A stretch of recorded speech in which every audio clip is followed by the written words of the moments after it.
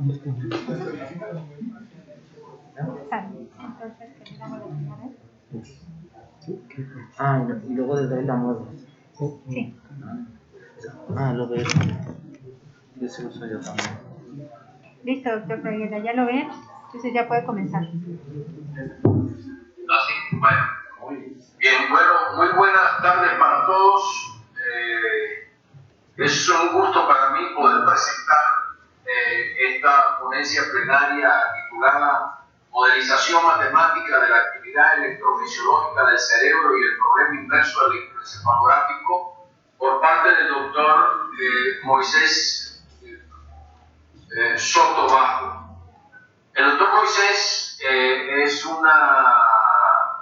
yo diría, para las edades de los profesores en la facultad, es una de las adquisiciones más jóvenes que hemos hecho en nuestra facultad de un profesor del área de matemáticas y diría además que es una adquisición muy afortunada para la facultad. El doctor Moisés Soto ha sido, yo creo que hoy en día yo lo visualizo con muchas características que tiene, por la característica de la disciplina, de la constancia, de la inteligencia, de la visión multidisciplinaria que tiene, de los problemas, cosas que no es muy fácil encontrar en alguien con formación puramente matemática, y él la tiene. Es una persona que se ha convertido en un factor muy importante dentro del desarrollo de la modelación matemática y las matemáticas dentro de la facultad. Y hoy por hoy a esto le sorprenda a algunas personas, pero hoy yo puedo decir que yo veo es como el seguidor del legado de lo que representa toda esta parte de matemática en nuestra facultad. Creo que es la persona más capaz para continuar todo esto en un futuro, y con la experiencia que tengo del trabajo con muchas personas, y además juventud, su fortaleza, para tener los problemas. Entonces, yo es lo que tengo que decir, felicitar al doctor Moisés, catedrático de CONACYT, que está con nosotros desde el 2016, por el trabajo que ha realizado, por el merecerse el ser ponente de este tipo de conferencias plenarias. Gracias.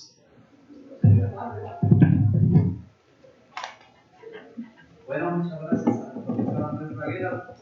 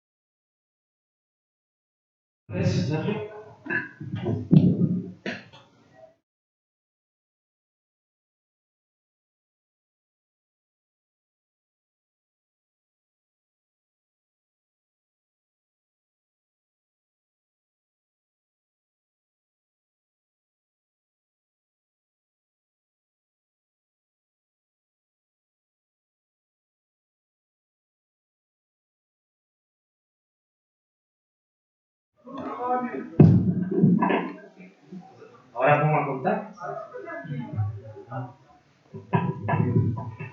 Bueno, pues ya han dicho el título de la plática y la presentación. Simplemente ese es el resumen que lo pongo para que esté ahí, pero no podemos sentar. Es el mismo del cartel, ya he dado las gracias. Y aquí sí quería pararme.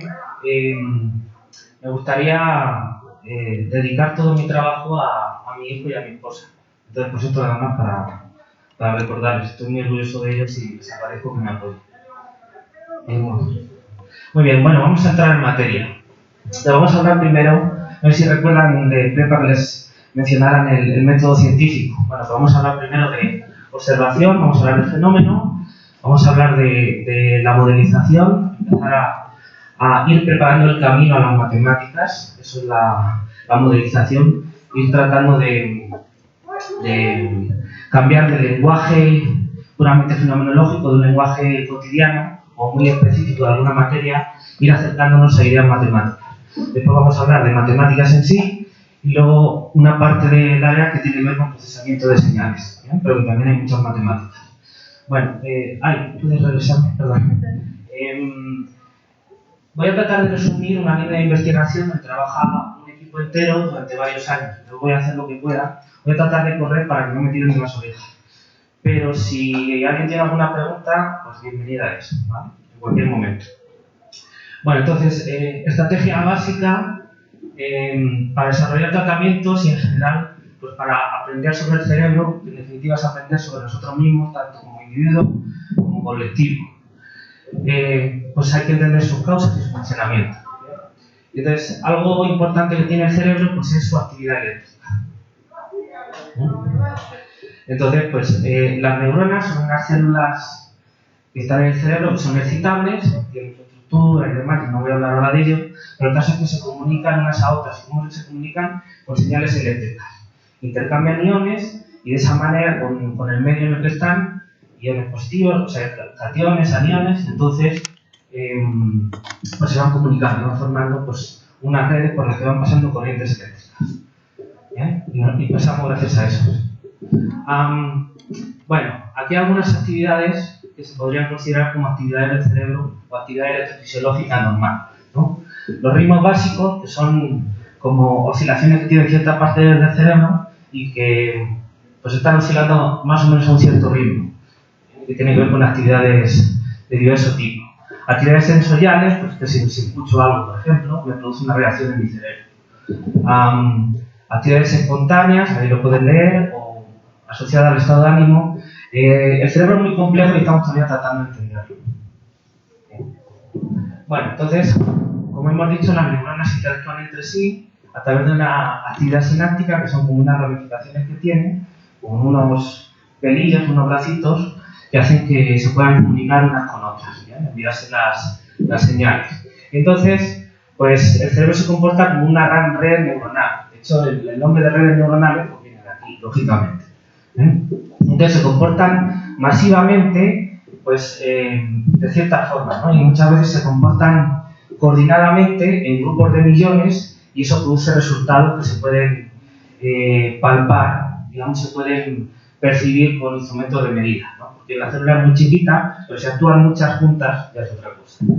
Bueno, en la corteza cerebral, ¿no? Es el cerebro como una nuez y entonces la corteza cerebral es la parte del bordecito de la nuez, ¿no? Bueno, pues en la corteza cerebral hay millones de neuronas piramidales que se van agrupando formando clústeres, ¿no? Y entonces van como de la parte de dentro del cerebro hacia afuera, y entonces esas actúan de manera coordinada en esos clústeres, entonces producen como una especie de amplificación de esas señales, ¿de acuerdo? Y como se comportan de manera coordinada, entonces se están moviendo de alguna manera iones, producen una corriente, digamos, de negativo a positivo, de positivo a negativo, según sea inhibitoria o excitativa, ¿cómo se llama ahora? No me sale la palabra. Bueno, excitatoria o inhibitoria, ¿no? Entonces, pues de alguna manera hacen que se comporten como un dipolo eléctrico, donde hay dos direcciones, un más y un menos, ¿vale? Y bueno, esto es una cuestión técnica que lo que quiere decir es que es razonable pensar que se comportan como un dipolo. Bueno, entonces esto nos da información, por supuesto, sobre las personas, en general los pacientes, si tenemos una persona que tenga algún problema, ¿no? Relacionado con el cerebro. Entonces, decimos aquí, se pueden considerar fuentes focalizadas como dipolos de corriente aislados en el volumen cerebral. Que tengas un puntito que te está actuando como dipolo, que esté reaccionando a algo o que haya alguna anomalía, alguna patología. ¿Bien? O también podemos tener distribuciones continuas de dipolos soportados sobre curvas o superficies, ¿no? Especialmente la corteza cerebral. Entonces, tenemos una parte de la corteza cerebral que está actuando toda ella como un dipolo, porque hay alguna función cerebral que esté haciéndola funcionar de manera coordinada, masiva, que esté produciendo ese resultado. Y bueno, pues esas corrientes fluyen desde el cerebro y van pasando por distintas capas que tenemos hasta la piel que tenemos en el cuero cabelludo, ¿no? La piel de debajo del pelo. Puede parecer que es poquito, pero pues a esas escalas pues tiene que recorrer un camino la corriente. Bueno, esta actividad electrofisiológica se puede medir de distintas maneras, ¿no? Para saber qué está pasando dentro del cerebro. Pero la fundamental es el electroencefalograma. ¿Qué es el electroencefalograma? Pues te ponen una especie de casco donde tienes electrodos y están midiendo diferencias de potencial eléctrico. Entonces hacen como una especie de mapeo discreto, porque tienes electrodos, pero bueno, un mapeo de alguna manera la corriente que está llegando a través del potencial eléctrico a la superficie del cabello. ¿Por qué el EEG es una de las más usadas? Bueno, porque hay algunas que son muy efectivas, como la resonancia magnética y demás, pero esos aparatos cuestan un montón de dinero y además es un poco traumático y tienen que meter, ¿no? En la máquina, te tienen que hospitalizar, lo que sea. Y un EEG, te ponen un casco y te lo miden y te vas a tu casa, ¿vale? Lo que se llama una herramienta no invasiva, ¿bien? A gente que tiene problemas graves también le hacen otra cosa que es un electrocorticograma, que es básicamente lo mismo que el EEG, pero en la corteza cerebral. Imagina lo que tiene que hacer, ¿no? Como que no es muy agradable. Entonces el EEG es algo no invasivo, algo barato de hacer, algo fácil de hacer, y por eso es tan interesante, tiene esas ventajas que son muy importantes. Bueno, entonces, básicamente lo que más o menos se tiene claro es que el electroencefalograma refleja sobre todo las corrientes corticales. O sea, dentro del cerebro están pasando muchas cosas muy importantes, ¿bien? Pero lo que sobre todo refleja el EEG es lo que está pasando en la corteza. Y de ahí irradia, de ahí se conduce hasta el cuero cabelludo, ¿de acuerdo? Realmente solo estoy pasando eso. Bueno, aquí tiene un EEG que no se verá muy bien, pero bueno, si buscan en su buscador de internet favorito EEG, pues les salen miles. Pero pues son varias señales, cada una de estas son como unas curvitas así con muchos piquitos y cada una de ellas corresponde a un electrodo, ¿de acuerdo? Esas señales, vamos a fijarnos a cada una de estas curvas, ¿no? Pues tiene una forma, una amplitud, es decir, que se oscila mucho o poco, una ubicación espacial, es decir, dónde está el electrodo correspondiente a esa curva en el cerebro, un contenido frecuencial, es decir, si está oscilando muy rápido o muy lento, ¿vale? Ese tipo de cosas pues es información útil para saber qué está pasando en el cerebro. Entonces, por ejemplo, los ritmos cerebrales, que luego hablaré más de ello, pues se clasifican de acuerdo a rangos de frecuencia, rangos de amplitudes y localización del generador del ritmo. Es decir, qué parte del cerebro o qué parte de la corteza cerebral, dentro de toda, es la que está generando ese ritmo. Eso es importante, porque cada parte del cerebro está todo muy mezclado y el cerebro es una cosa muy compleja, pero más o menos no todas las partes se dedican a todo, ¿vale? Siguiente, por favor. Bueno, entonces, ¿qué es el problema inverso electroencefalográfico? Bueno, pues se supone que nosotros tenemos una fuente de actividad electrofisiológica en el cerebro, es decir, está pasando algo en el cerebro, las células están reaccionando a algo, las neuronas, entonces producen una una actividad eléctrica, una corriente eléctrica que se va a manifestar, ¿bien? Entonces eso es lo que se llama, lo que llamamos fuentes.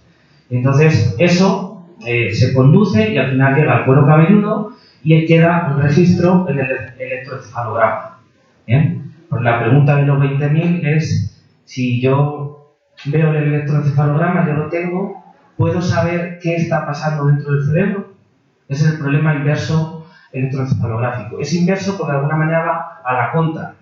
La fuente está produciendo el EEG. Y yo lo que quiero es al revés. Si yo sé el EEG, ¿cuál es la fuente que produce eso? Eso es un problema inverso. ¿Bien? Bueno, incluyendo en las fuentes, a ver, voy a leer esta frase porque quiero que nos fijemos en ello. Identificar o estimar, a partir de la información en el EEG, las fuentes bioeléctricas en el cerebro que lo originan, es decir, que originan el EEG, incluyendo su localización, dónde está la fuente en el cerebro, y la descripción de la fuente, cómo es. Dura mucho, dura poco, es intermitente, qué intensidad tiene, qué amplitud, qué rango de frecuencias está vibrando, no sé, muchas cosas. Y eso me pueden decir cosas sobre el funcionamiento del cerebro. Y ahora digo una cosa que yo creo que es muy importante añadir, ¿eh? Porque esto no son matemáticas, esto es modelización matemática, son aplicaciones de las matemáticas, ¿eh? Aunque como escuché alguna vez, si le hubiesen dicho qué sé yo, a Euler o a Newton, a toda esa gente, que lo de aplicaciones de las matemáticas, pues se hubiesen reído. Porque esa gente no distinguía entre matemáticas y aplicaciones de las matemáticas. Era conocimiento. Pero bueno, conviene añadir a lo anterior lo siguiente, desde mi punto de vista. Hacer todo esto, identificar, estimar, de una forma numéricamente efectiva, que podamos calcularlo con la computadora, que podamos fiarnos de los resultados de la computadora, que sean cálculos estables, que no de repente empiecen a hacer cosas raras y se vayan las gráficas o hagan cosas sin sentido, ¿bien? También que yo me pueda fiar de los datos de la computadora, porque la computadora te saca datos. ¿Cómo sé yo que eso me puedo fiar? Está representando de verdad algo. Todo eso. Y matemáticamente fundamentada. ¿Cómo puedo saber yo que me puedo fiar de los cálculos de la computadora? Con teoremas matemáticos. Hay teoremas matemáticos que se dedican a asegurarme que bajo ciertas condiciones y haciendo las cosas bien, me puedo fiar de que lo que me está sacando la computadora es lo que yo espero que saque. ¿Vale? Bueno, y sobre todo, y esto yo creo que para mí es lo más importante, fenomenológicamente coherente, ¿no? Porque los teoremas son teoremas y tienen sus demostraciones y podemos sacar resultados, pero la prueba de oro, por ejemplo en este caso, es si eso le vale al neurocientífico, si eso le vale al doctor que tiene que diagnosticar, ¿vale? Como una herramienta de apoyo, como alguna otra cosa. Si a los expertos del área, los que usan de verdad eso, los que lo manejan, los que a ojo lo saben, yo hago algo que al final da una aplicación que ellos pueden usar y ellos dicen que les sirve, entonces sirve. Si no, no sirve. Es la prueba de oro. ¿Vale? Bueno, no sé si me dejé algo atrás. Sí, bueno, una de las cuestiones principales es la elección. Ok. Bueno, vamos ahora con los modelos. Esto era hablar sobre el fenómeno. Vamos a ir preparando el camino a las matemáticas. Entonces, voy a empezar ahora a describir el fenómeno con un poquito más de precisión, tratar de organizar las ideas para que vayan acercándose a ser definiciones, los conceptos a ser definiciones matemáticas y los resultados o las preguntas que yo quiero hacerme vayan teniendo pinta de teorema. ¿Vale? Porque el neurocientífico no me dice, oye, demuéstrame este teorema. ¿No? El neurocientífico te dirá, yo necesito saber tal cosa, y además te va a decir un lenguaje que hasta que no hables 300 veces con él, no te vas a empezar a enterar de qué te está diciendo. El problema lo tienes tú, no él. Entonces, hay que ir traduciendo toda esa información a lenguaje matemático.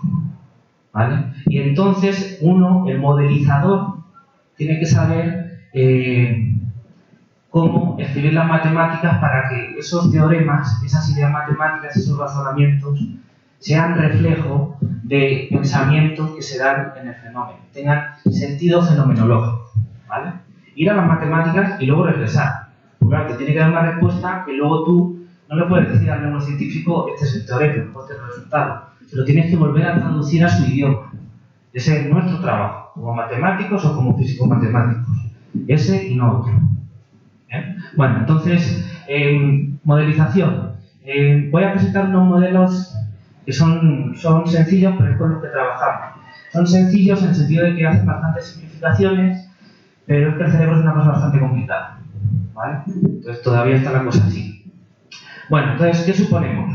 Pues que tenemos la cabeza dividida en capas conductoras. Para hacerlo muy sencillo, ahora solo voy a poner dos capas. Si quieren, piensen en dos círculos uno dentro de otro. El círculo de dentro es el cerebro y el círculo en el que está dentro es toda la cabeza. Entonces, la corona circular que queda ahí, pues es la cabeza menos el cerebro. ¿Vale? Si quieren luego de alguna forma, pero esa es la idea. Se pueden agregar más capas porque no todas son iguales, porque ahí tenemos un montón de capas y cada una tiene sus propiedades electrofisiológicas y entonces no se pueden poner de la misma manera. Pero como solo ahora voy a hablar de ideas, con dos no vale. Este conjunto omega 1, que es el cerebro, pues tendrá una frontera S1, ¿bien? Tiene una conductividad que es un numerito sigma 1, ¿bien? E es el campo eléctrico, ¿bien? Como es un campo conservativo, pues tenemos un potencial eléctrico U1, que va a ser nuestra variable. De tal manera que el campo E es menos el gradiente de U1. ¿Vale? U1 es una función escalar que está definida en omega 1, un subconjunto de R3, y E pues es un vector, ¿no? Puede ser menos el gradiente. ¿Vale? Bueno, entonces sigma 1E es la corriente de desplazamiento, la corriente que se está produciendo eléctrica dentro del cerebro, que va fluyendo por el cerebro. ¿Qué otras cosas vemos y suponemos? Pues que existe un mecanismo de generación de otras corrientes de carácter biológico que se llaman corrientes impresas, que están generadas por la fuerza electromotriz de la actividad neuronal, que es lo que se llaman fuentes de actividad neuronal. Quédense con esa palabra, fuentes de actividad neuronal, es lo que les estaba diciendo antes. ¿Qué es eso de fuerza electromotriz y no sé qué? Porque las células están constantemente por la membrana cambiando iones. Entonces cambia la concentración del medio extracelular, entonces cambian las propiedades eléctricas y entonces afecta la corriente. Vale, nada más eso. Pero eso es lo que nos interesa. ¿Qué están haciendo las células, esas fuentes de actividad neuronal, para que cambie la corriente? Bueno, entonces JI es el vector de corriente, la densidad de corriente impresa. Y bueno, eso no lo salto, no importa ahora. El caso es que la corriente total que tenemos, tenemos un campo eléctrico porque están pasando ahí cosas desde el punto de vista eléctrico, entonces tenemos una corriente eléctrica que es la suma de esta corriente impresa más la corriente que va fluyendo por el cerebro, que se va conduciendo, que es sigma 1E. ¿De acuerdo? Siguiente, por favor. Vale. Entonces, haciendo unas cosas con ecuaciones de la física matemática, ¿bien? Llegamos a esta ecuación. Menos sigma 1 laplaciano de U1 igual a S, ¿bien? Donde la F tiene que ver con esas corrientes impresas. Bueno, entonces este es el laplaciano, un operador diferencial, y esta es la constante que es la conductividad, es un numerito. ¿Bien? Entonces aquí tenemos un dibujo, entonces aquí en omega 1 en el cerebro tenemos esta ecuación. ¿Vale? Siguiente, por favor. Y en el resto de la cabeza, ¿por qué tenemos? Pues en el resto de la cabeza ya no hay neuronas.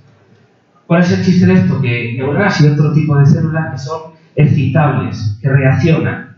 O sea, no es que le pasa la corriente y la miran pasar y ya. No, ellas mismas reaccionan y a la vez la cambian. Pero eso pasa en el cerebro, pero no fuera del cerebro. Entonces, en la cabeza, en las distintas capas que tenemos fuera del cerebro en la cabeza, simplemente son medios conductores homogéneos. Es decir, todo parejito que va dejando a una cierta velocidad, digamos, entre comillas, tiene su constante de conductividad, va dejando pasar, conducir la electricidad. Y ya. Entonces tenemos un omega 2 con frontera exterior S2. S2 es el cabello, ¿no? El cuero cabello, mejor dicho. Con una constante sigma 2, con un potencial eléctrico, que tiene también esta relación sobre omega 2. Y entonces, como solo deja conducir la electricidad, la ecuación es más sencilla, es sigma 2 laplaciano de U2 igual a 0. Y ahora tenemos estas condiciones de contorno que son muy sencillas. Son, bueno, el potencial eléctrico no puede pegar brincos, así que en la frontera S1, la corteza del cerebro, pues U1 tiene que ser igual a U2, pegan bien. Pues no puede pegar un brinco. Y además, la corriente que sale del cerebro hacia afuera, pues es la corriente. Entonces, la corriente que te da por un lado tiene que ser la misma que te da por el otro. Cuidado con las constantes. Y en S2, que es el cuero cabelludo, ¿qué es lo que pasa? Bueno, la corriente no sale, ¿no? Porque no está nadie que eche chispas por la cabeza. Entonces, como no sale la corriente, pues la derivada normal es cero, ¿vale? Esto, para que lo sepan, la derivada normal, y para que no lo sepan, lo que me está diciendo es como la derivada de la corriente en la dirección perpendicular a la superficie. ¿Vale? Es una forma de medir eso. Entonces, lo que está diciendo es que no sale nada de corriente de la cabeza. Y en la frontera del cuero cabelludo, U2 vale unos ciertos datos que es V. ¿Y qué es V? El potencial eléctrico en el cuero cabelludo. Pero eso es precisamente lo que estoy midiendo. Un detalle que ahora decimos. O sea que es el eje. La V es el eje. ¿Vale? Más o menos. ¿Por qué más o menos? Porque me estoy refiriendo a todo el cuero cabelludo. Pero el eje solo lo detecto en unos electrodos. En unos puntitos nada más. Entonces ahí hay un detallito. Los sabuesos es el eje. Ok. Siguiente. Bueno. Conceptualización de las fuentes. Vale. Tenemos que hablar de detallar más. Saben que los matemáticos son muy viejeteros, pero que si no podemos luego hacer teoremas. Entonces, tenemos que dar más detallitos y hacer hipótesis sobre las fuentes y sobre las señales EEG para que podamos hacer matemáticas. Tienen que ser hipótesis razonables, seguramente serán simplificadoras porque cuando es muy complejo no puedes hacer nada, pues no va poquito a poco, pero tenemos que hacer una conceptualización de esos conceptos. Conceptualización matemática, que tenga sentido. Entonces, dada la importancia de la información a priori, que es la característica de las fuentes, decimos a priori porque antes de que ocurra el fenómeno tenemos que suponer, pues las fuentes son de tal manera, les pasa tal cosa. ¿Bien? No podemos decir cómo son porque es lo que queremos calcular. Y a posteriori, que son las señales EEG, esas sí las tenemos, esos son los datos con los que manejamos. ¿Bien? Pues para resolver el problema inverso necesitamos conceptualizar estos conceptos, hacer hipótesis sobre ellos. ¿Vale?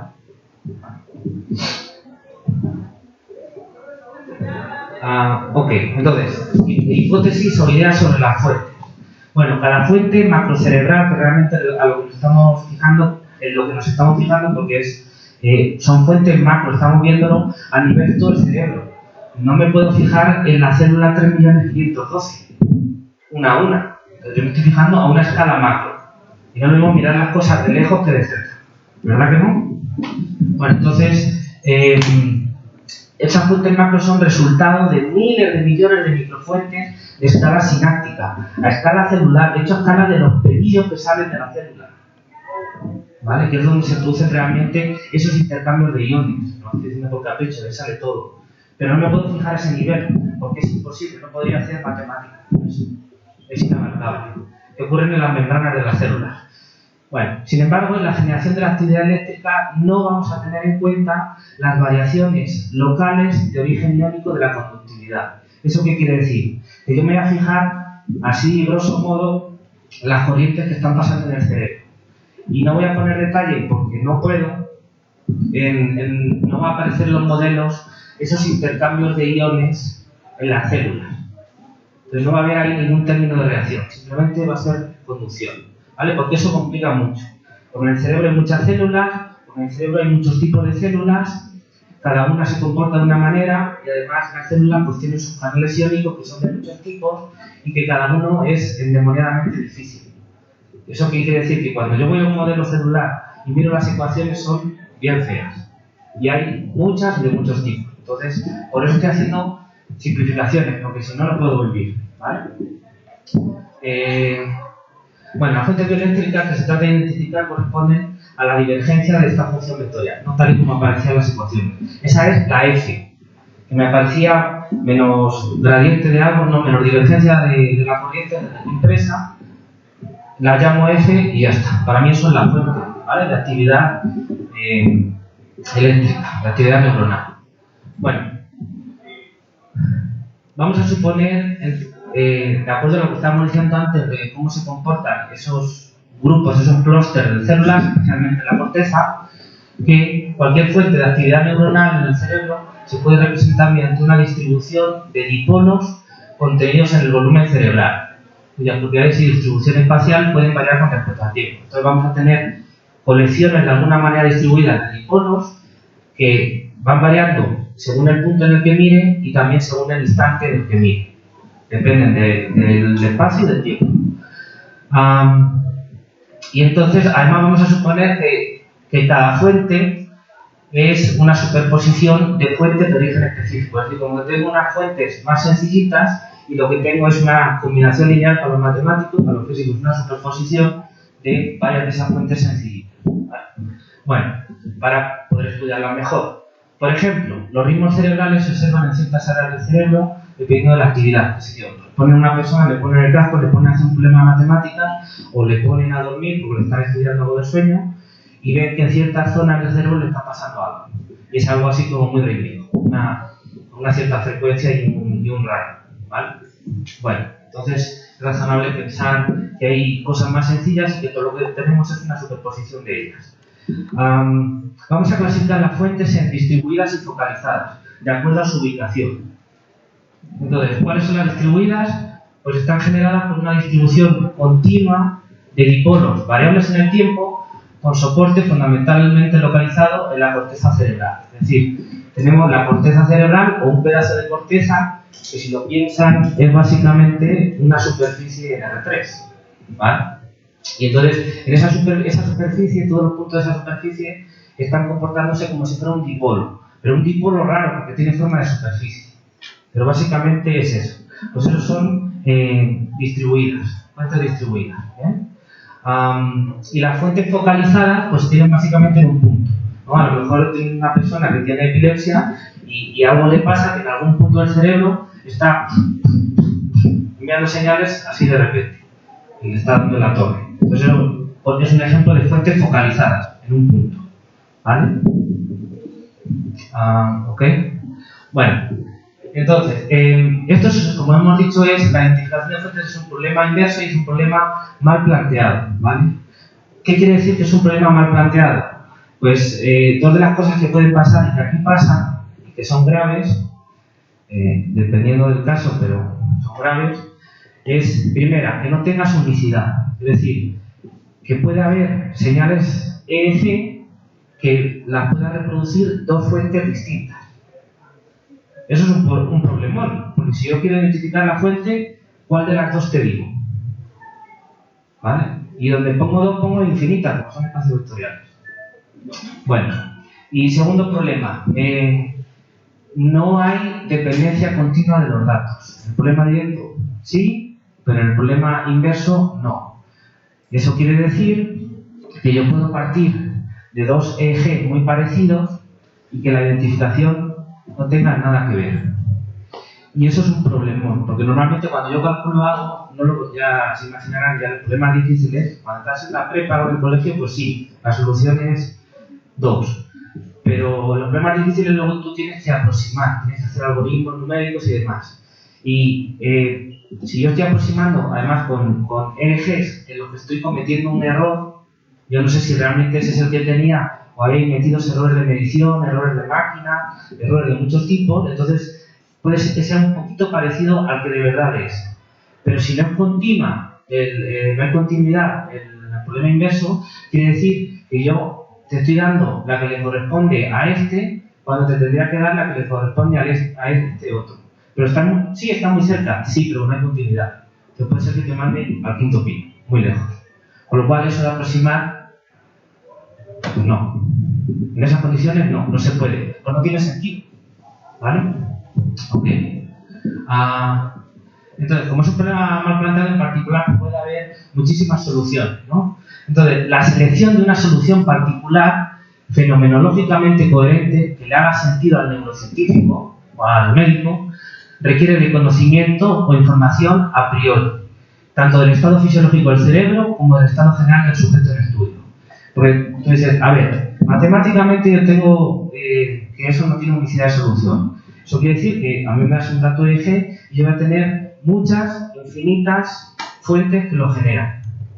Bueno, pero no todo está perdido porque probablemente la mayoría de ellas no tengan ningún sentido. ¿Por qué? Porque vas a hablar con el doctor y te dice, no, pero es que este es un varón caucásico de 24 años, que no sé qué, que duerme bien, que tiene colesterol, lo que sea. Entonces sabe lo que más o menos puede tener. Eso es información contextual, eso es información a priori. Y eso es importante tenerlo y las matemáticas no te lo están dando. No está en el modelo en ningún sitio. Y está en chino que uno lo ponga. ¿Bien? Bueno, la idea es que se vaya metiendo, pero no en el modelo, sino como información contextual. ¿De acuerdo? Lo vamos a ver luego cómo aparece en la determinación de las clases de fuentes que uno tiene que trabajar.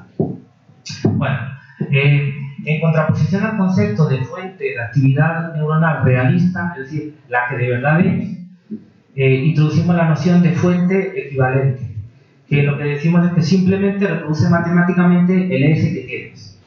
A lo mejor no tiene ningún sentido, pero la matemática sabe, ¿vale? Entonces uno puede decir, bueno, ¿y por qué, si me estás hablando de que tienes una realista, por qué hablas de la otra? Bueno, precisamente para ser capaz de catalogarlo tengo que darle nombre. Eso es muy importante. Lo que no podemos nombrar no existe, porque no podemos referirnos a ello. Si no le damos nombre, no puede entrar en nuestro cerebro ni en el de los demás, entonces, como si no existiera. Entonces, le estoy dando nombre.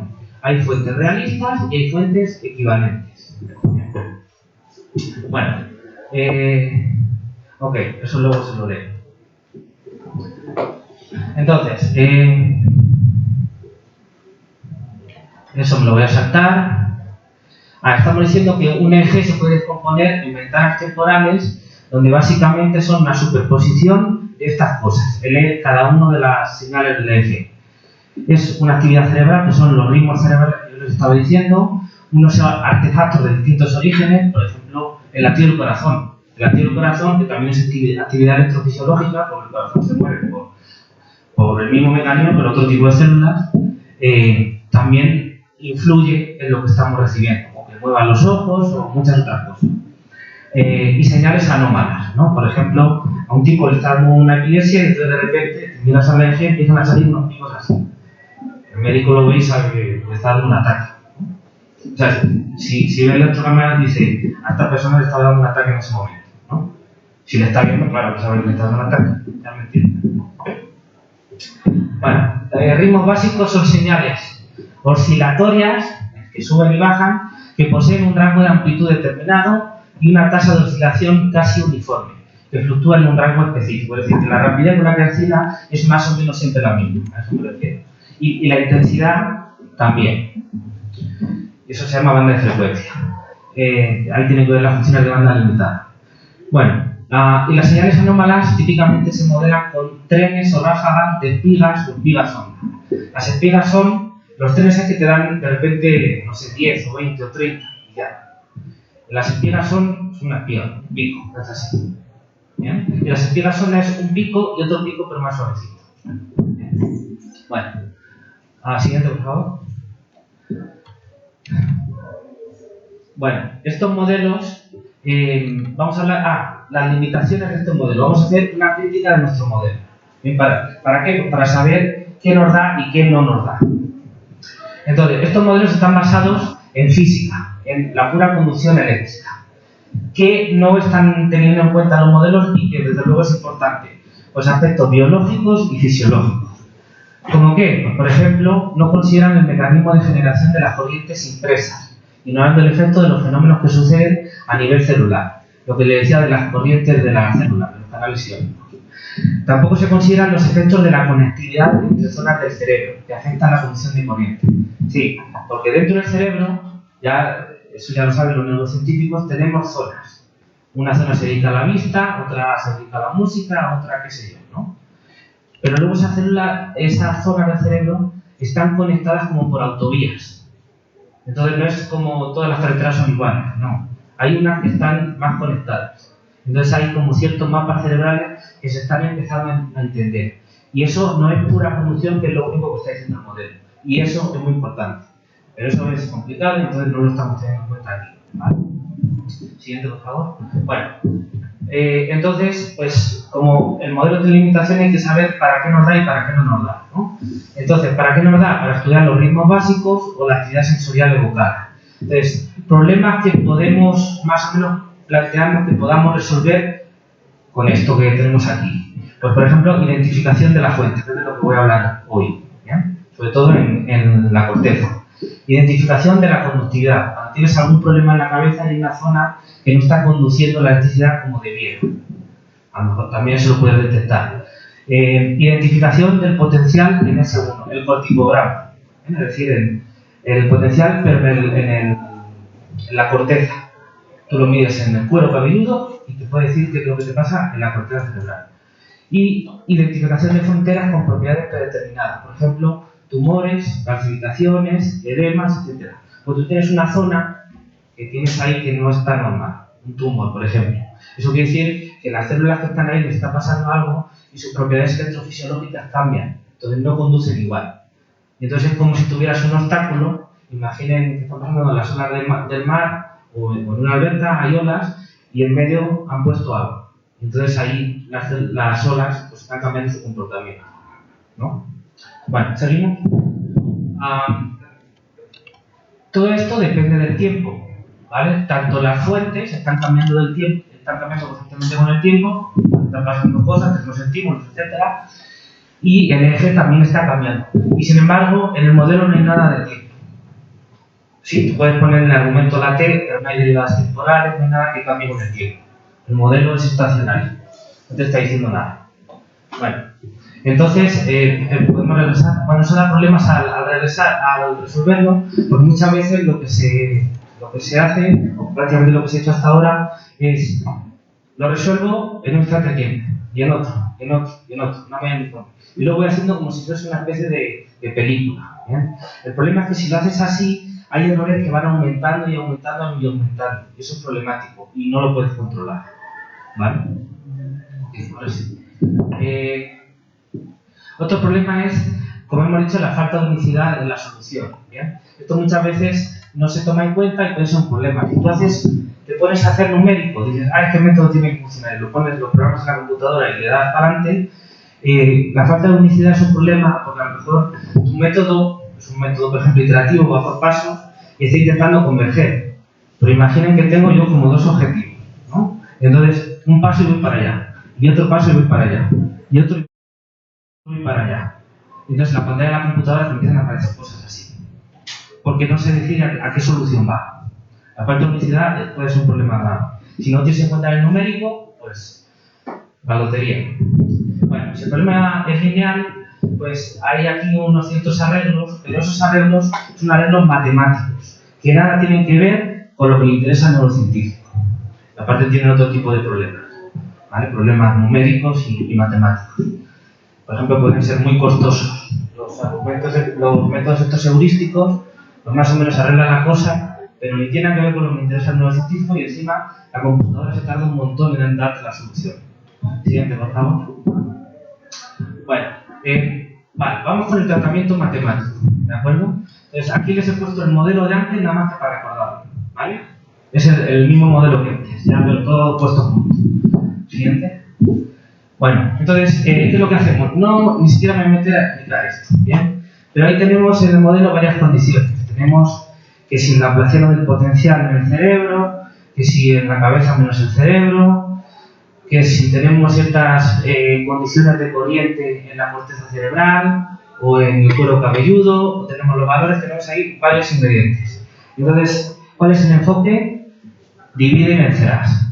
Lo que estamos haciendo aquí es partir ese problema de contorno de ecuaciones diferenciales o de derivadas parciales, partirlo en otros problemas que son más sencillos. Básicamente eso, ¿vale? Siguiente, por favor. Entonces, bueno, esto es un teorema que te dice si en estas condiciones, que quiere decir que los datos están en ciertos espacios, que quiere decir que les pasa cierta cosa, una hipótesis sobre los datos, entonces tiene solución, adelante, ¿no? Vale. Estamos escribiendo el planteamiento operacional. Eso quiere decir que voy a pensar en términos como de funciones. Pero son funciones que actúan sobre funciones, por eso lo llamo operadores, ¿vale? Entonces, básicamente son aplicaciones de un espacio de funciones a otro espacio de funciones que básicamente me están diciendo, me das el dato, te doy una solución de tal problema. Me das el dato, te doy la solución de tal problema. Como sabemos que existe, pues yo puedo construir estos operadores, ¿vale? Esa es la formulación operacional del problema. Es lo mismo, pero dicho de otra manera, pero no es una tontería escribirlo así, por eso lo estamos haciendo. Siguiente, por favor. Porque entonces, con esos operadores A, B, C y D, yo puedo escribir estas ecuaciones. Recuerden, el dato es el eje V y la incógnita es la fuente F. ¿Bien? Una corriente, pero bueno. Entonces, yo escribo estas ecuaciones, me parece ir por el medio una psi, ¿ok? Y entonces resulta que yo, de la V, así a bote pronto, rápido, de la V saco la psi, y con la psi veo que a lo mejor puedo sacar la F. Más o menos esa es la idea, ¿vale? Si quieren los detalles los puede ver y hay un artículo publicado. Entonces escribimos un operador A caligráfica con estos 4, ¿bien? Esto de aquí es invertible, no hay problema. Y entonces este operador es el operador del problema directo. Le doy la fuente y me da el eje. ¿Qué es lo que tengo que hacer? Invertirlo. Para que me des el V y yo obtenga la F. ¿Sí se ve? Es un problema inverso. Claro que tengo que invertir algo. ¿Vale? Vale, muy bien. Bueno, conceptos que son importantes para la metodología que queremos explicar. Dado una clase de fuentes, un conjunto de cosas que le puedan estar pasando al cerebro, de todas las que podrían pasarle, un conjunto. Decimos que es un conjunto, el conjunto de datos admisibles a esa clase de fuentes F es el conjunto de mediciones F que me resulta. Todas las mediciones que me salen de esa clase de fuentes. ¿Vale? Esos son los datos admisibles. ¿Por qué? Porque yo no voy a admitir un dato que no esté ahí porque sé que no puede salir de la clase que yo estoy poniendo. ¿Bien? Bueno, una clase de fuentes se dice de unicidad si el operador A restringido a F es inyectivo. Es decir, todo el operador no va a ser inyectivo. Pero si me fijo solo en esas fuentes, sí es inyectivo. Cada fuente me produce un eje distinto. Eso es clase de unicidad. ¿Bien? Y bueno, aquí es unicidad, estos son detalles un poco más técnicos. El operador este A es lineal, el del problema directo. Pero no es inyectivo. Eso quiere decir que no tengo unicidad de solución. ¿Bien? Y como es un operador lineal, pues inyectivo quiere decir que el núcleo no es trivial. Y bueno, aquí tengo otra condición que es importante, que es que el núcleo de A, el ortogonal, porque esto es un espacio euclídeo, un espacio de Hilbert, para que sepa lo que es este espacio de aquí, que son las funciones armónicas en el cerebro que integran cero. Bueno, importante es que sabemos quién es. Entonces tenemos solución y este conjunto de aquí es una clase de unicidad. Porque como es ortogonal al núcleo, si yo lo restringo ahí, sí es inyectiva la aplicación. ¿Bien? Bueno, y esto me sirve para lo siguiente.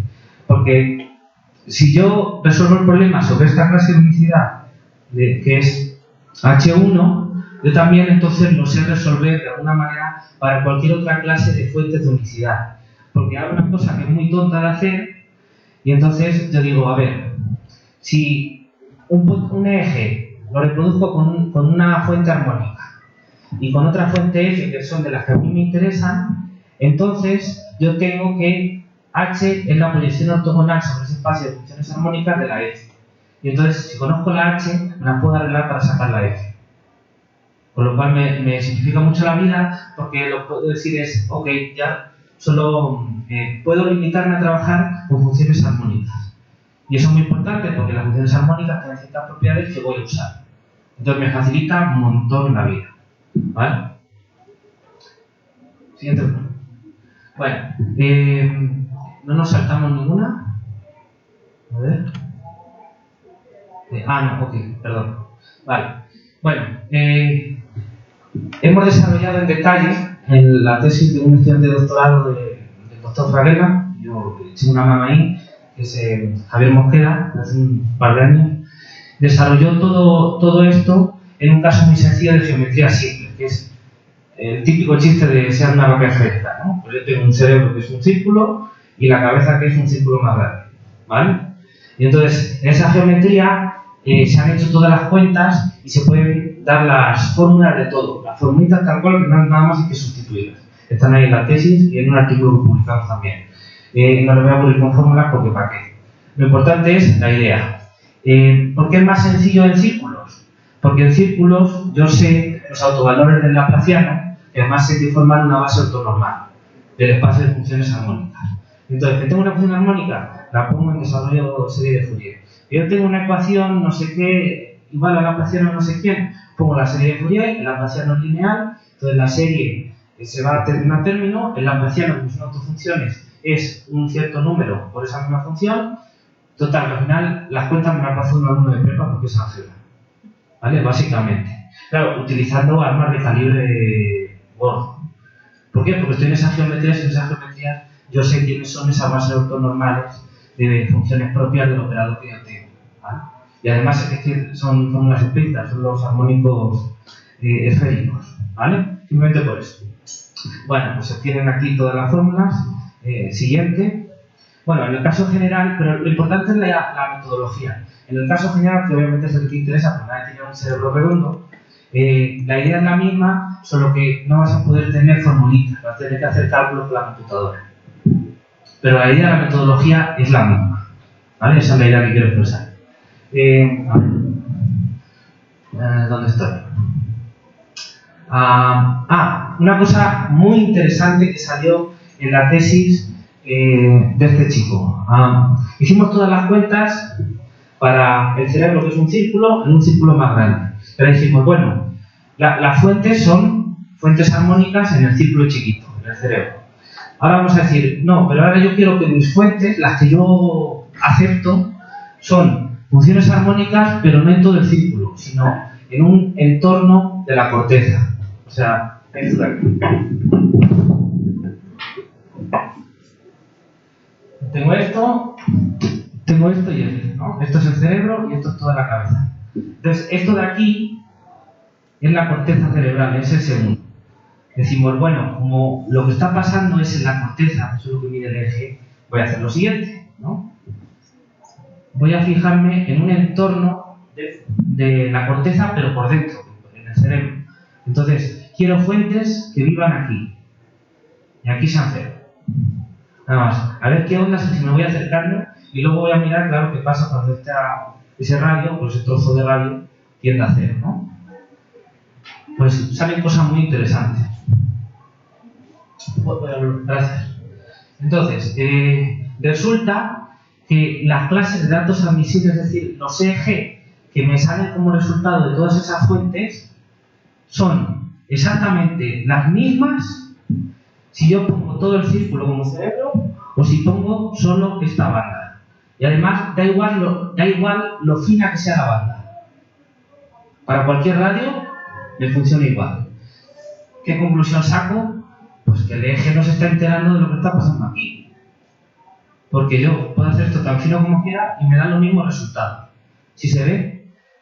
O sea que las matemáticas, con ese modelo tan simple y todo eso, me están justificando matemáticamente lo que los neurocientíficos ya sabían, ¿no? Y tienen claro que es que el eje refleja lo que está pasando en la corteza cerebral.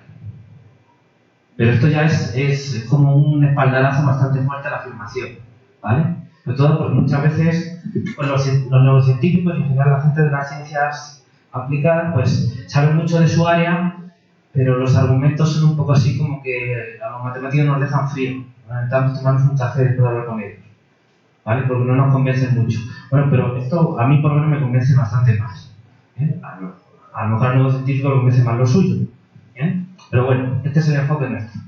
El enfoque de la modelización matemática. Bueno, entonces, importante, eso se puede interpretar como una justificación matemática de eso que estamos diciendo. Que el eje está determinado fundamentalmente por la actividad fisioeléctrica cortical. Vale, y este detalle menos alto es técnico. Bueno, regularización y comentarios sobre las fuentes. Les hablé que había dos problemas. Uno era la falta de unicidad y otro era la falta de continuidad de los datos. En este tipo de problemas inversos hay que regularizar, es decir, tienes que hacer algún tipo de tejemaneje para que lo que realmente estés resolviendo sea continuo, porque si no, no tiene sentido aproximar soluciones. Porque yo puedo estar calculando cosas, pero no se van a parecer a lo que yo quiero calcular si no tengo asegurada la continuidad, ¿vale? Entonces tengo que hacer algún cambalache ahí para que me salga algo continuo, ¿vale? ¿Y qué es ese cambalache? Pues de alguna manera nuestro enfoque es meterle información a priori para de alguna manera descartar un montón de fuentes que realmente no me están interesando. Vale, pero eso cómo se hace matemáticamente. Hay muchos enfoques de regularización, vamos a plantearles el nuestro. ¿Bien? Bueno, mucha gente lo que hace es métodos iterativos, ¿bien? Y lo que hacen es, bueno, no te fijes en todo el espacio, fíjate en un compacto y entonces está el teorema y eso es continuo, esa aplicación, está bien. Pero eso, ¿qué demonios le importa al neurocientífico que la clase que estés agarrando sea un compacto en tal métrica, en tal espacio? ¿Las fuentes que estás agarrando tienen algún sentido? A lo mejor sí, pero dime por qué. ¿Vale? Que funciona. Pero una cosa es resolver un problema y otra cosa es pensar que estás resolviendo un problema. Son dos cosas diferentes.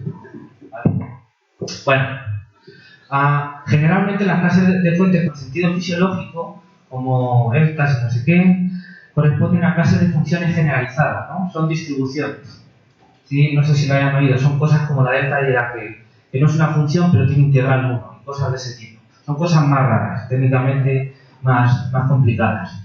O son conjuntos con interior vacío en ciertos espacios de funciones. Por ejemplo, yo quiero una clase de fuentes que sean en un circulito o en una región del cerebro que me digan los neurólogos, un trocito así de R3, que tenga un valor y en el resto otro. ¿Por qué quieres eso? Joder, pues porque si me está diciendo que el cerebro va por zonas, pues voy a poner una fuente que sea esa zona está haciendo algo con respecto a lo demás, por ejemplo, ¿no?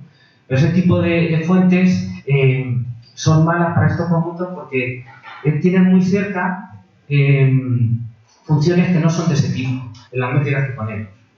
Y eso es malo. Para ese tipo de técnicas no se pueden aplicar, no se acomodan a los teoremas, ¿vale? Vale, seguimos, por favor.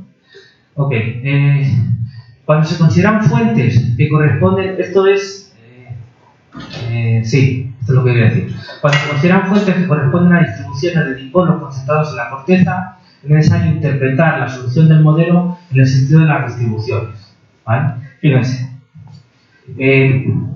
si yo tengo una función, vamos a pensar en una recta, entonces que es todo cero y en un punto vale un valor, y quiero decir cosas que le pasan a la función y a la integral de esa función y a la integral de esa función con otras, esa función es la función cero. No me dice nada. Eso ya se dieron cuenta a principios del siglo XX, entonces inventaron la delta integral los físicos y luego los matemáticos vimos cómo convencernos de que eso tenía sentido, ¿vale? Ese tipo de cosas aparecen, tienen sentido. Y fíjense lo que estoy diciendo. Yo estoy en un volumen en R3. La corteza cerebral básicamente una superficie. Si yo quiero algo que realmente solo esté actuando en la corteza cerebral, tengo que poner algo que esté actuando solo en esa superficie, nada más, ¿vale? Pero eso es un conjunto de medida cero. Una superficie, sobre todo un espacio, es como un punto en los reales. Que yo hago una integral en un volumen y la superficie no me dice nada. Entonces, ¿eso qué quiere decir? Que tengo que replantear los modelos, porque ya no me sirve con funciones, tengo que ir a funciones generalizadas. Entonces tengo que redefinir todo el problema, el concepto de solución, las técnicas, todo. Se complica bastante. ¿Bien? Por eso estamos haciendo, por eso hemos agarrado esto. A nosotros nos gustaría agarrar solo la corteza, pero es más complicado. Está en la lista de tareas por hacer, ¿vale?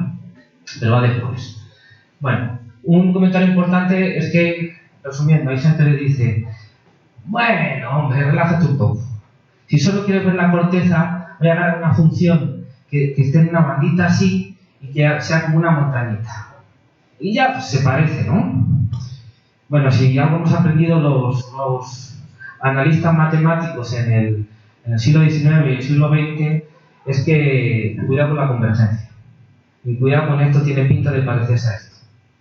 Eso no hay que demostrarlo porque hay muchas cosas que no son ciertas, ¿vale? Y entonces esto son cosas finas y pues hay que andarse con pie de plomo, hay que ir al fino para ver qué se puede hacer y qué no. Entonces ir así como, ¿esto se parece? No sirve, ¿vale? Bueno, y es importante contar con información fisiológica que te digan los médicos sobre qué tipo de cosas pueden ser interesantes para poner tú el tipo de fuentes que tenga sentido. Si no, podrás calcular fuentes equivalentes, pero nunca podrás calcular fuentes realistas. Entonces el neurocientífico te dirá, muchas gracias por participar. ¿Vale? Siguiente, por favor. Bueno, entonces, para resolver este problema de que no hay continuidad en los datos, eso se llama estrategias de regularización. Y una estrategia de regularización que introdujo el doctor Andrés Gravella con otra gente es el método de datos admisibles, MDA. ¿Bien? Entonces, bueno, pues lo que hace es para eliminar esa falta de continuidad, y aquí tenemos algunas características del método, pero bueno, no me quiero parar ahora demasiado porque si no, no me va a dar tiempo. ¿Bien? Entonces, básicamente tenemos aquí los pasos. Le voy a decir lo importante del método. Hay otras cosas que se parecen a los métodos de regularización, pues va a ser completamente distinto, pero detallito. Primero, tengo que fijar una clase de unicidad. Necesito una clase de unicidad. Es decir, que cada fuente distinta me produzca un eje distinto. Si ya tengo eso, me fijo en el conjunto de datos admisibles, los EEG que yo sé que me producen esas fuentes, ¿vale? Y ahí voy a considerar un conjunto que sea un compacto convexo, un espacio vectorial cerrado, son detalles técnicos, de manera que, se lo voy a traducir, si yo tengo una medición EEG y está en este M0, ok, pues es esa. Pero si yo tengo una medición EEG que no está en este M0, entonces tiene sentido plantearme lo siguiente. Me voy a buscar la que esté más cerca de todas las de M0, la que esté más cerca de la que yo tengo. Tiene sentido, ¿no?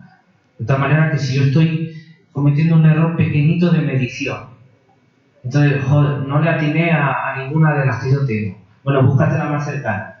Vale, de verdad está cerca esa. Ok, muy bien. Bueno, pues por las propiedades matemáticas y demás, se puede comprobar que si va bien esa operación de proyección a la más cercana, entonces la más cercana, esa operación es continua. Y echar para atrás esa más cercana a la fuente de la que viene, de mi clase de unicidad, también es una operación continua. Y entonces ya estoy resolviendo el problema con condiciones de continuidad. ¿Sí se ve? Ok. A ver, me dejé algo. Bueno, y en medio, ¿cómo voy a hacer las cuentas? Con fuentes armónicas regularizadas. Es decir, este M0 tiene que ver con la clase de unicidad mía favorita que yo obtuve, ¿no? Porque yo determiné una clase de unicidad que funcionaba bien. Entonces, en esa hago las cuentas y luego, ¿qué quieres otra clase? Ningún problema. Ya les dije que con la H obtengo la F, ¿vale? Entonces, no lo dije, lo digo ahora. Esas fuentes armónicas de media cero es mi clase de unicidad de fuentes equivalentes favorita. Entonces, son fuentes equivalentes, es decir, no sirven para nada. Bueno, no sirven para nada como resultado final, pero como paso auxiliar para obtener las realistas para la fuente de unicidad que tú me quieras decir, según la que te convenga en cada situación, sí me sirve. ¿Vale? Ok. Bueno, en el caso de la tesis de geometrías esféricas se pudo hacer todo eso y se hicieron las cuentas. No quiero pararme aquí.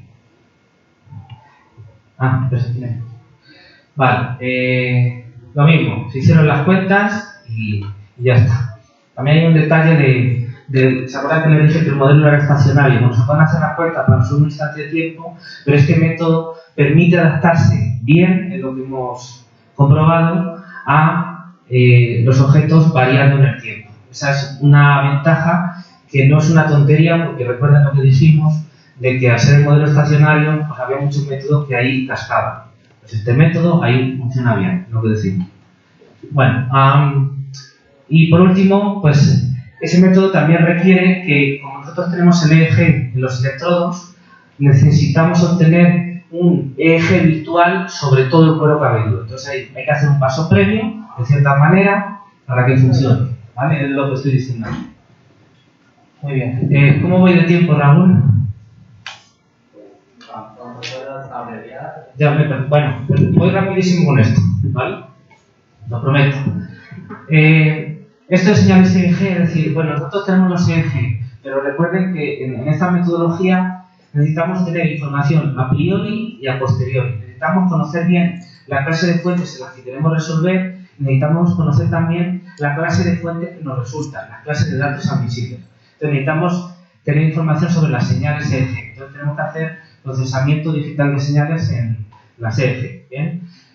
Los EEG dijimos que eran básicamente superposiciones de cosas anómalas, nos olvidamos de ello, y tenemos ritmos básicos y ráfagas de espigas y espigas sonda.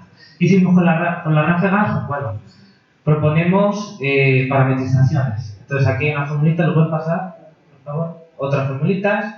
Entonces básicamente son parametrizaciones de los productos. Estos son espigas sonda muy de cerca. Entonces pues las podemos más o menos aproximar. Es lo único que quería decir. Bueno, entonces aquí hay una discusión muy interesante, pero que no me va a dar tiempo a hablar. ¿Bien? Pero bueno, si a alguien le interesa puede hablar conmigo. ¿Qué son, lo digo rapidísimo, qué son realmente los ritmos básicos? ¿Se pueden definir rigurosamente? ¿Entienden por ritmo básico lo mismo un neurocientífico y un matemático o ingeniero? Bueno, esto es importante por lo siguiente. Tú te vas a los libros de neurociencia, o de que te explican cosas del cerebro, y te dicen, los ritmos básicos son una cosa muy importante, aparece aquí y allí, vale, lo más importante del mundo. Pero dime qué es. Y te dan una explicación que te deja igual. Porque son cosas que oscilan y que oscilan a un cierto ritmo, y mira, el ritmo alfa va entre 8 y 12 Hz, el ritmo beta va entre 12 y 30 Hz. Sí, pero ¿eso qué quiere decir? Rigurosamente, ¿cómo lo puedo definir? Bueno, pues los ingenieros hacen cuentas y se hacen modelos de todo eso, pero no hay una definición rigurosa de qué quiere decir eso. Bueno, sí hay definiciones rigurosas matemáticas, por ejemplo con series de Fourier o con la transformada de Fourier o con otras técnicas, pero no está nada claro que esa herramienta matemática represente exactamente lo que los neurocientíficos están pensando. Y además es muy fácil darse cuenta de eso porque uno puede poner ejemplitos que uno está seguro que el neurocientífico diría que es una cosa y la teoría matemática te está diciendo todo lo contrario. Pero bueno, pues con eso se vive, ¿no? Pero lo que quiero dejarles claro es eso. Las series de Fourier son una cosa maravillosa, yo como gracias a las series de Fourier, entonces no puedo estar más agradecido, pero las inventó Fourier para estudiar el calor, para estudiar la ecuación de ondas. Y eso está bien, pero no quiere decir que sirvan para todo. Entonces sí se hace procesamiento de señales y oscilan y no sé qué, pero no tiene por qué ser lo que uno está queriendo reflejar, ¿vale? Entonces nosotros hemos hecho un artículo donde hacemos crítica de eso. Y quisiera decir, simplemente decimos, ojo, esto no tiene por qué ser lo que parece que es. Y hay motivos para decir eso. Entonces damos ejemplos. Nada más. Seguramente es algo que se sabe, lo que pasa es que yo creo que mucha gente decide ignorarlo. Bueno, seguimos, series de Fourier, transformada de Fourier, seguimos. Aquí hablo un poquito de los problemas que tienen que ver, pero no me quiero detener en ellos porque ya vamos sobre tiempo. Otra vez, aquí nada más decir, hay un montón de herramientas matemáticas de procesamiento de señales que les pasa lo mismo, de una u otra manera. Simplemente estamos diciendo eso. Siguiente. Lo mismo con las aurículas, también tienen sus problemas, a pesar de que tengan mucho éxito. Siguiente. Hay un concepto que nosotros estamos utilizando y que tiene sus problemas, pero bueno, lo estamos utilizando, convence más. Es una cierta teoría que habla de frecuencia instantánea. Eso, cuidado con eso, porque si yo tengo una señal de la forma coseno de 2pi omega t, yo digo que la frecuencia es omega, ¿vale? Pero la frecuencia es omega para todo el coseno, desde que empieza hasta que termina. Es un concepto global, realmente. Hacer la frecuencia un concepto instantáneo tiene muchísimos problemas, es endiabladamente difícil, yo creo. No se da con la noción, yo creo que todavía no se da con la noción adecuada. Quién sabe si a lo mejor existe una noción adecuada. No tengo nada claro. Pero bueno, hay ciertas metodologías que tienen buenas intenciones y tienen argumentos a favor y argumentos en contra. No son perfectas. Bueno, esto que tiene que ver con la transformada de Hilbert y demás, pues tiene sus problemas. Una gente que inventó la transformada de Hilbert-One, el Empirical Mode Decomposition, y eso se aplica y parece que va bastante bien, pero tiene sus problemas. Nada más voy a decir eso. Estas son cosas muy interesantes que me voy a brincar porque si no. ¿Esta también? Bueno, entonces, ya las últimas. ¿Qué hemos hecho? La mayoría son fotos, así que ya termino. ¿Vale? ¿Qué hemos hecho en trabajos recientes? Bueno, generalizamos la definición de soporte para funciones medibles, que son cosas técnicas de medida que hace antes de ayer, el miércoles, di una plática sobre ello, la pueden ver y ahí estoy contando todos los detalles. ¿Bien? Y si no, me pueden escribir o hablar. Entonces, caracterizamos las funciones que en tiempo viven dentro de un omega, por ejemplo, de un intervalo. Y también las funciones de cuadrado integrable, que la transformada de Fourier está contenida en un conjunto omega. Es decir, que solo tiene respuesta en frecuencia para dar ciertas frecuencias contenidas. Básicamente estos son los espacios de banda limitada. Nosotros los estamos llamando espacios de tipo Hardy por una cuestión histórica. ¿Vale? Siguiente. Bueno, entonces aquí tenemos unos resultados que matemáticamente son bonitos, pero que además tienen bastante sentido para nosotros. Entonces lo que estamos diciendo es, vamos a ver, si tenemos un intervalo de tiempo, un conjunto de frecuencias omega compacto, ¿bien? Entonces puedes hacer varias cosas. Puedes considerar todas las funciones que al proyectarlas sobre las frecuencias omega, que es el espacio de Hardy, y luego mirarlo nada más en la ventana V, ver qué te sale. También puedes hacer otra cosa, que es hacer exponenciales trigonométricas, o si quieren cosenos y senos, me da igual, donde el argumento sea 2pi omega t. T es la variable del tiempo y omega lo están moviendo solo en este conjunto de frecuencias. Bueno, pues resulta que si consideras el espacio que genera estas dos cosas, es interesante y tiene todo el sentido, pero pues hasta donde sabemos de nuevo, son espacios que no son cerrados, pero al cerrarlos en L2 te dan el mismo espacio. Y esto lo estamos llamando espacio de los trémolo biveral. ¿Bien? Los definimos de esta manera y vemos que son iguales a esta cosa. Y eso me parece bonito. No es nada trivial. Uno me dice, pues ¿cómo no iba a ser eso? Pero pues no es nada trivial. ¿Bien? Siguiente, por favor. Bueno, entonces, ¿qué cosas estamos haciendo?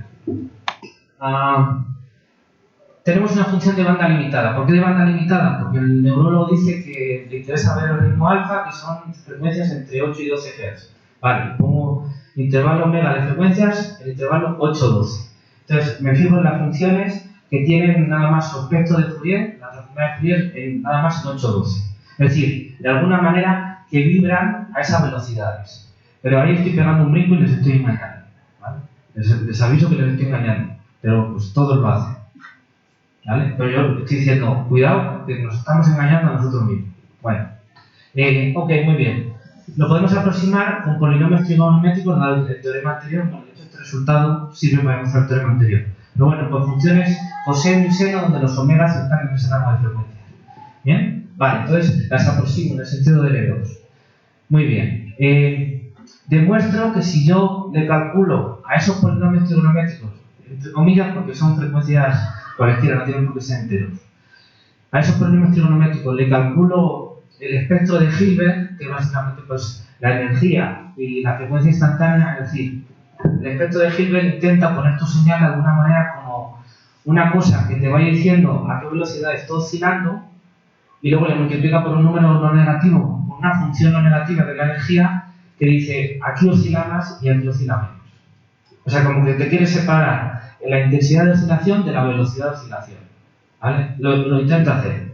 Bueno, pues lo que decimos nosotros es que si calculas esas cosas de los polinomios trigonométricos que aproximan a tu función de banda limitada, eso converge a si tú le calcularas la energía o la frecuencia instantánea de tu señal.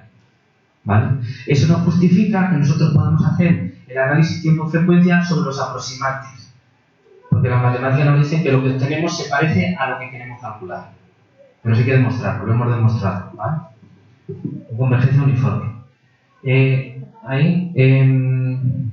Y además, otra cosa. Vale, tenemos que calcular la energía y la frecuencia instantánea de polinomios trigonométricos. Pero como son polinomios trigonométricos, podemos hacer las cuentas. Entonces obtenemos fórmulas completamente explícitas en términos de los coeficientes y de las frecuencias de la energía de Hilbert y de la frecuencia instantánea del polinomio trigonométrico. Es decir, que no tienes que hacer ningún cálculo, simplemente poner la fórmula y sustituir. No tienes que hacer numérico. Eso ya está calculado.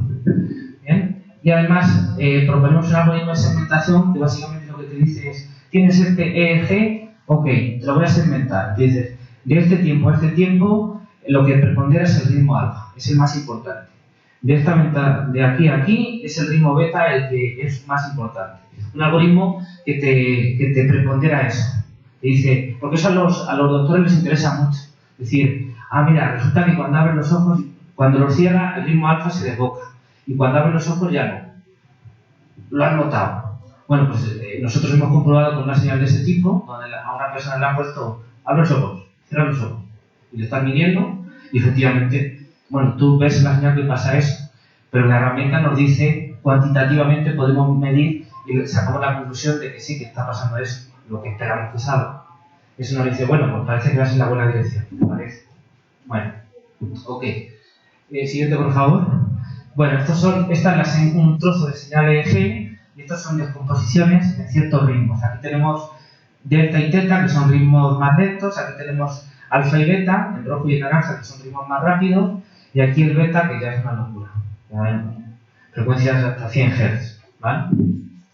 Bueno, eso es una descomposición. Aquí tenemos todo el EEG y todas superpuestas. Si se fijan, esta es una señal de ese tipo, donde la persona está abriendo y cerrando los ojos. Cuando lo cierra, el ritmo alfa, que está pintado en rojo, es el que está actuando más. En el cerebro algo pasa que va con esa frecuencia de oscilación. Y entonces, si se fijan, hay un pedazo aquí que se ven como más líneas así como en rojo. Eso quiere decir que la componente del ritmo alfa, que está pintada de rojo, está oscilando con más fuerza. Con esa frecuencia, pero el anillo abajo que hace es más alto, es más ancho, ¿vale? Es decir, tiene más intensidad esa componente. Esta parte de aquí y luego aquí ya no. Aquí ya se ve más verde y más amarillo. ¿Sí se ve? Entonces, eso es lo que nos está diciendo y lo podemos cuantificar. En la siguiente, por favor.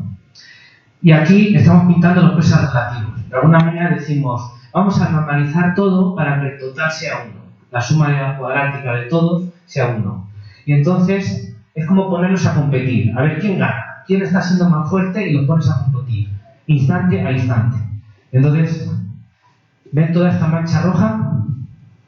Pues eso es lo que les estaba diciendo. ¿Sí se ve? Y aquí ya no, aquí ya abrió los ojos la persona. Entonces, tienes algo que esté pasándole en el cerebro. Muchas cosas. Vale, siguiente. Y esta es una forma de segmentación. Aquí está el EEG y fíjense en esta barra de aquí. Aquí estoy pintando todos los pedazos que yo estoy encontrando. Cada uno, el color que pongo es el que es más importante en cada pedacito. Fíjense todos estos pedazos rojos que hay aquí y luego aquí pues ya es una mezcla, ¿vale? Obviamente esto es muy mejorable, pero bueno, como digo, son señales muy complejas y son cosas que todavía no entendemos bien. Siguiente, por favor. Y bueno, pues seguimos trabajando. Y ya la última es una foto de una estatua que hay en el puerto de Veracruz a los migrantes españoles que vinieron aquí en México. Así que muchas gracias.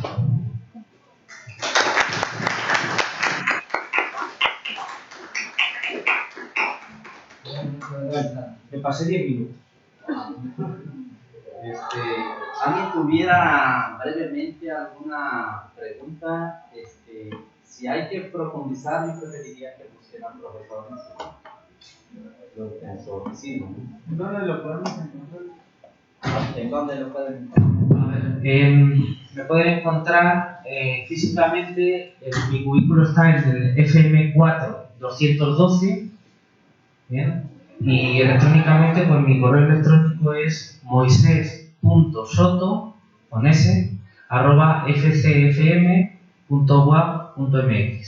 De todas formas, toda esta información está en el directorio de la Facultad de Físico-Matemáticas, o sea que lo buscan en internet y está ahí, la encuentran.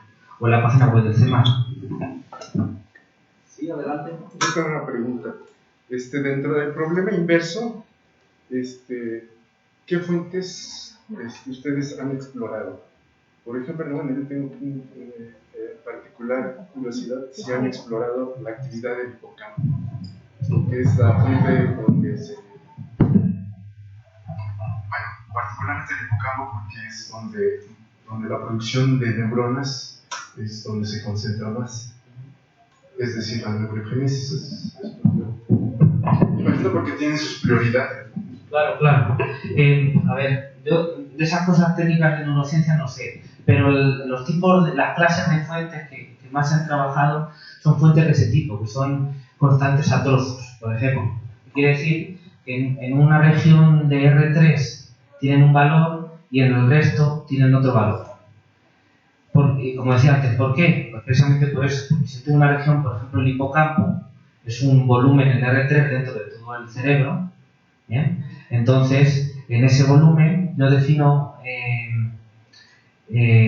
una función o funciones que sean de esa forma, ¿no? Es un espacio vectorial de funciones que son de esa forma.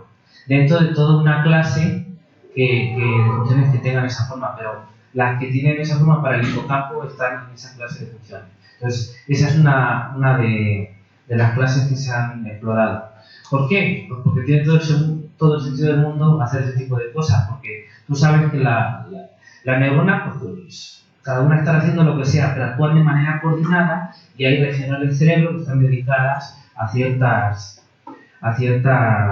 tareas, con todas las comillas del mundo, porque es tremendísimamente complejo, pero algo de eso hay. Entonces, claro, una de las clases de fuentes que se trabajan son de ese tipo. Aparte, el desiderata, pues como he dicho, uno quiere ver el problema inverso electroencefalográfico que está pasando en la corteza cerebral. Entonces el objetivo es hacer los deberes, hacer las matemáticas para poner de verdad objetos matemáticos que reflejen eso que estamos diciendo, que es lo que está pasando en la corteza. Pero la corteza es una superficie de todo el L3. Entonces hay que utilizar calibre más grueso del que estamos usando. Hay que ir a la teoría de distribuciones. No basta con espacios de funciones como los espacios de Lebesgue o de Sobolev y demás. Tiene uno que ir a las distribuciones. Es mucho más complejo técnicamente, matemáticamente, pero pues ese es el objetivo, eso es lo que hay que hacer. Lo que hay que hacer es ponerse fino y buscar las definiciones adecuadas, que eso normalmente es el mayor problema, y después buscar los teoremas. Tratar de demostrar. Ahí más o menos ya tienes planteado qué tipo de teoremas quieres buscar, la cuestión es que sean ciertos o no, y si los puedes demostrar o no. Probablemente ahí la mayor dificultad es en dar las definiciones adecuadas de los conceptos. Por ejemplo, la definición de tus soluciones de los problemas. Porque cuando tienes distribuciones, los operadores que pones ahí, que son diferenciales, no tienen por qué tener sentido. Hay que extenderlos, hay que ver en qué sentido, hay que dar formulaciones variacionales, formulaciones débiles, para poder darle sentido a todo el conjunto que tiene. Entonces, son muchas cosas que... Pero bueno, el objetivo es ese porque eso es lo que tiene sentido, por ejemplo. Gracias. Bueno, pues muchas. No, solamente rápido. Cuando usted toma la clase de unicidades, ¿tiene algún tipo de estructura? Como su espacio. No se le supone ninguna estructura de algebraica ni topológica ni nada. Simplemente es que sea un conjunto del dominio de manera que el operador sea inyectible, ¿vale? Pero típicamente uno, por ejemplo, busca espacios vectoriales. Sí, típicamente. Pero no se le presupone en el método para ninguna estructura. Por ejemplo, estos ejemplos son espacios vectoriales de ese tipo. Muy bien, pues muchas gracias a todos por permanecer aquí. Muchas gracias al doctor Moisés Soto. Esta fue la conferencia plenaria de clausura de este 9 Congreso Internacional de Matemáticas y sus aplicaciones. Esperamos contar con ustedes en la primera semana del mes de septiembre del 2023. Seguramente habrá conferencias tan interesantes como la que acabamos de presentar. Muchas gracias, profesor. Gracias. Hasta luego.